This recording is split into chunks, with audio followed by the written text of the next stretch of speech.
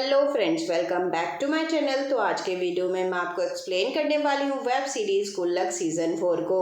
इस सीरीज़ में middle class की कहानी है जो कि मिडिल क्लास फैमिली के कॉमन किस्सों से लेकर चटपटे किस्सों तक भरी पड़ी है और इन कहानियों और किस्सों को सुनाती है वो गुल्लक जो हर मिडिल क्लास फैमिली के पास होती है, क्योंकि ये किस्से तो वही हैं जो यादें बनकर रह जाते हैं और जमा हो जाते हैं हमारी गुल्लक में। और दोस्तों, विदाउट वेस्टिंग टाइम इस सीरीज़ के एपिसोड 1 को हम शुरू करते हैं। तो स्टार्टिंग होती है और हमें मिश्रा जी और उनकी वाइफ को दिखाया जाता है जो कि शॉपिंग करके आए थे घर के सामान की। अब ज़्यादा सामान होने की वजह से मिश्रा जी पूछते हैं, तुमने पूरा मार्केट ही खरीद लिया है क्या? तभी उनकी वाइफ बोलती है, इसमें कुछ किचन का सामान है और कुछ पर्दे और सोफे के कवर्स हम कर लेंगे, क्योंकि आज पर्दे लेने में हमें मज़ा नहीं आ रहा था। जिस पर मिश्रा जी बोलते हैं, कल क्यों, आज ही क्यों नहीं ले लिया सब? कल पर्दे खरीदोगी तो क्या मज़ा आ जाएगा तुमको? जिस पर मिश्रा जी की वाइफ बोलती है, कल बृहस्पतिवार का बाजार लगता है और हम वहीं से लेंगे पर्दे। थोड़ा सा बेशक छाटना पड़ता है पर चीज़ें वहाँ पर अच्छी मिलती हैं।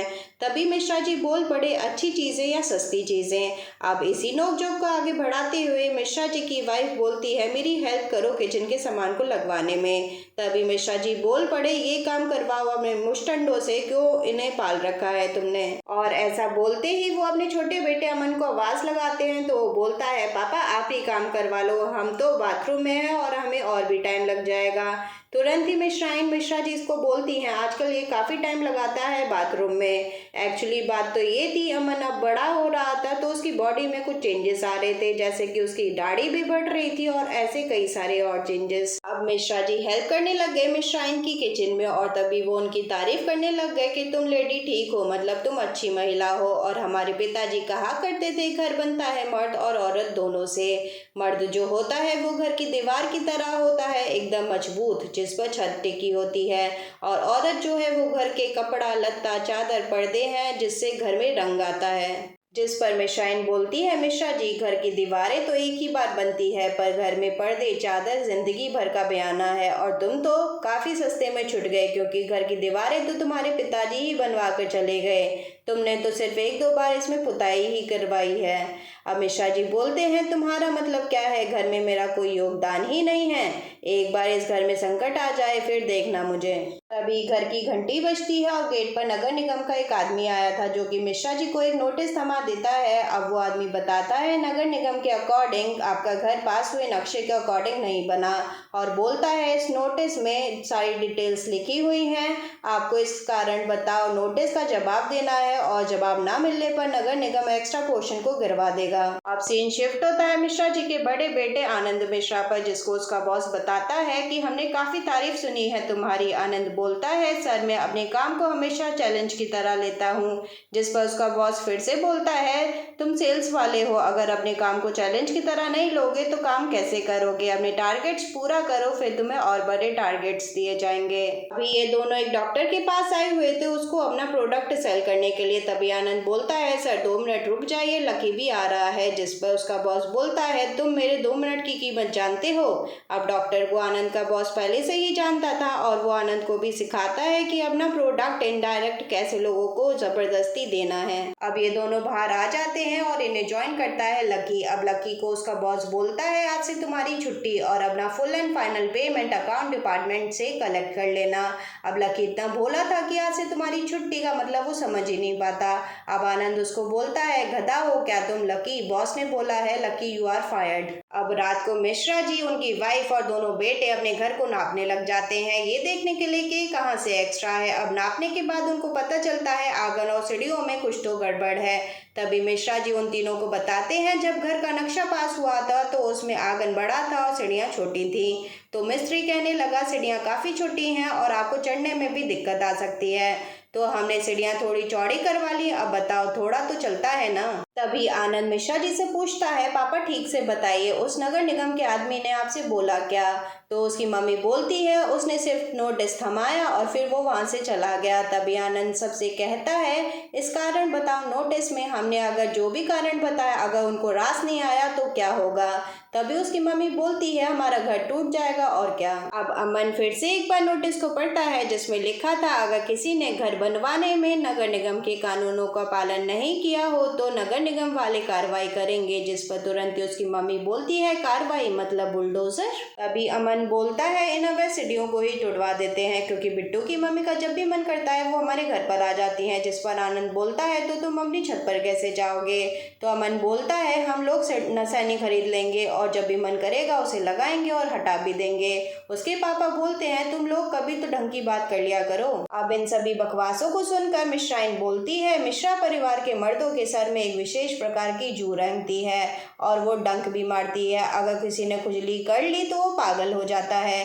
जिस पर मिश्रा जी तुरंत बोलते हैं लेकिन जू की समस्या तो तुमको है, जरूर तुमसे ही आए होंगे हम में। तो मिश्राइन बोलती है और तुम्हारे पापा के यहाँ से क्या आया है? नगर निगम का नोटिस। अब आनंद पूछता है पापा इस मैटर को आप कैसे हैंडल करोगे? जिस पर उसके पापा बताते हैं कि हमने कॉल किया था तो पता चला कि एक नया ऑफिसर आया है। आते ही उसने 4 सरकारी बुलडोजर वालों को कॉन्ट्रैक्ट दे दिया और उसी की वजह से दहशत फैली हुई है।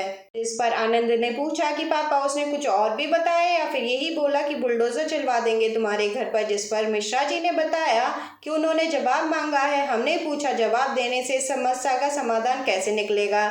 तो उसने बोला कि वो ही दे दो, मीन्स घूस लिफाफे में। अब आनंद बोलता है पापा कुछ देकर बात को यहीं पर खत्म करते हैं। जिस पर मिश्रा जी बोलते हैं बेटा जो बात गलत है वो गलत है।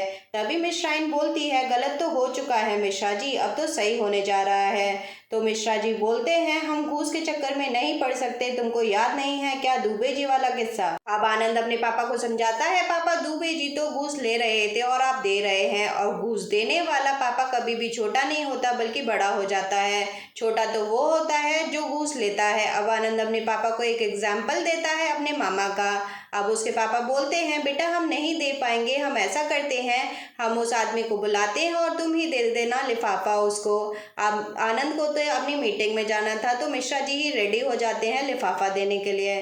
तभी गुल्लक हमसे बात करती है कागज के बारे में कि कोर्ट से मिली डेट का कागज, मतदान पेटी से पेट का कागज, बेटी के दहेज का कागज, स्कूल और कॉलेज में एडमिशन का कागज। भारत एक कागज प्रधान देश है और लोगों की हालत खराब हो जाती है जब सरकार उनसे कागज मांगती है और इन्हें मालूम है कि स्टेटस को बनाए रखने के लिए इन्हें कौन सा कागज चाहिए। अरे वही जिसमें आरबीआई गवर्नर के सिग्नेचर के ठीक ऊपर लिखा होता है कि मैं धारक को फला फला रुपए देने का वचन देता हूँ। और इस कागज के खेल में डर और तनाव तो रहता ही है, और डर और तनाव ऐसे जहर हैं जिनको थोड़ा थोड़ा लेने से मिडिल क्लास की इम्यूनिटी बढ़ती है। अब मिश्रा जी नगर निगम के आदमी को अपने घर ही बुला लेते हैं लिफाफा देने के लिए। अब वो आदमी बोलता है ऐसे कामों में तो काफी टाइम लग जाता है, पर आपके पास तो खुद ही समस्या का समाधान चलकर आ गया। एक्चुअली मिश्रा जी तो लिफाफा देने में अभी भी डर रहे थे और तभी उनका छोटा बेटा आ जाता है वहां पर अमन। तो मिश्रा जी उसको बहाने से वहां से बाहर भेज देते हैं। अब वो आदमी मिश्रा जी से पूछता है आपने नोटिस का तो जवाब लिख ही लिया होगा, अगर नहीं लिखा तो आराम से लिख लीजिएगा। अब वो मिश्रा जी से लिफाफा मांगता है और जैसे ही मिश्रा जी उसको लिफाफा देने ही वाले थे तभी वहां पर उनकी पड़ोसन बिट्टू की मम्मी आ जाती है, क्योंकि उनके घर के सामने ही नगर निगम वाले इस आदमी ने अपना स्कूटर खड़ा किया हुआ था। अभी बिट्टू की मम्मी डायरेक्ट बोलती है नगर निगम वाले भाई साहब अपना स्कूटर हटाइए। जिस पर मिश्राइन पूछती है आपको कैसे पता चला कि ये नगर निगम वाले हैं? तो बिट्टू की मम्मी बोलती है अरे उस स्कूटर पे लिखा हुआ है नगर निगम अधिकारी और ये आए हैं आपके यहाँ पर और इन्होंने स्कूटर खड़ा किया है हमारे यहाँ पर, और आते जाते लोग क्या बोलेंगे आ गई आफत, और हमारा तो कोई रिश्तेदार भी नगर निगम में काम नहीं करता। जिस पर नगर निगम वाला बोलता है अरे नगर निगम वालों ने काफी भलाई के भी तो काम किए हैं। जिस पर बिट्टू की मम्मी वहीं पर बैठकर बोलती है अच्छा बताइए इधर पर आप क्या भलाई का काम करने आए हैं? तभी मिश्रा जी डायरेक्ट उस नगर निगम वाले को अपना स्कूटर हटाने को बोल देते हैं। अब बिट्टू की मम्मी सभी से पूछती है अरे आप सभी इतने चुप चुप से क्यों हैं? तभी अमन उसको बहाने से उसके घर पर ले जाता है। अब बात आती है लिफाफा देने की, तो मिश्रा जी उसको लिफाफा दे देते हैं। जिस पर वो आदमी बोलता है अरे इतने से तो कुछ भी नहीं होगा। तभी मिश्रा जी उससे पूछते हैं अरे आप ही बता दीजिए ना आपको कितने चाहिए? जिस पर वो आदमी 10,000 की डिमांड करता है तो मिश्रा जी उसको उदास मन से दे देते हैं। जिसके बाद वो आदमी वहां से जाने लगता है तो मिश्रा जी उससे पूछते हैं इस नोटिस के जवाब का क्या करना है? तो बोलता है खुद से लिख दीजिएगा आराम से। जिस पर मिश्रा जी बोलते हैं अरे भाई साहब हमने तो आपको लिफाफा दिया है ना। तो नोटिस के जवाब में क्या लिखना है ये तो आप ही बताएंगे ना। तभी वो आदमी बोलता है, अरे जिसको नोटिस आता है वही तो लिखेगा। जिस पर मिश्रा जी उसे डायरेक्ट ही आलसी और लालची बोलते हुए कहते हैं, आप अपना काम पूरा कीजिए और हम कुछ भी जवाब लिखकर कैसे भेज दें, अरे हमारे घर की बात थोड़े ही है। जिस पर वो आदमी बोलता है, कुछ भी लिखकर भेज दीजिएगा, अरे कार्रवाई नहीं होगी, हमारी गारंटी है। इस बात पर मिश्रा जी को गुस्सा आ चुका था और वो गुस्से में बोलते हैं, अरे जो हमने लिफाफा आपको दिया है उस पर हमने पूरा टैक्स भरा है, ये हमने घूस लेकर तो कमाए नहीं है।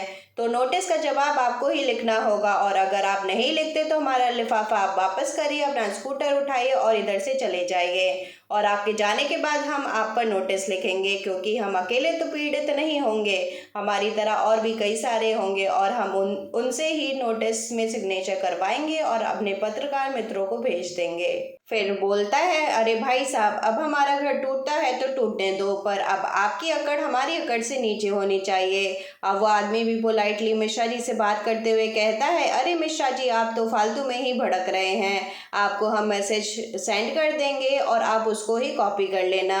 और ऐसा कहते ही वो वहाँ से चला गया। तभी अमन और आनंद भी वहाँ पर आ जाते हैं, पूछते हैं, पापा कहीं आपने उस आदमी से पंगा तो नहीं ले लिया? जिस पर मिश्रा जी बताते हैं, अरे बेटा वो चोर आदमी था, इसके मन का डर ही इसे जीने नहीं देगा। तभी मिश्राइन पूछती है, अरे बाहर बुलडोजर खड़ा हो गया तो? जिस पर मिश्रा जी बताते हैं, होने दो खड़ा, हम देख लेंगे, लेकिन ये घर जब तक सलामत है हम चैन से बैठेंगे।